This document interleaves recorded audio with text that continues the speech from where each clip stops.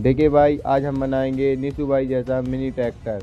देखिए, हम अपनी खैरत पे डाले आए थे जॉन डियर का पाइप, और देखो ये हार्ड पाइप है और एक गियर बॉक्स रखा है, जो कि गियर बॉक्स इतना बड़ा है तो हमें उसको बराबरी करने के लिए उसको काटना पड़ रहा है। और इसमें खराब ऑयल था तो उसको निकाल दिया और हमारा गियर बॉक्स तैयार हो चुका है। और हम अपनी पल्सर 180 सीसी का इंजन खोलेंगे। अब देखते हैं कितना टाइम लगता है। और हमको इंजन खोलते खोलते शाम हो गई थी, जो कि इंजन खोलने में हमारी पूरी टीम लगी हुई थी। देखते हैं, कल देखते हैं इंजन से और बड़ा ट्रैक्टर बनाएंगे।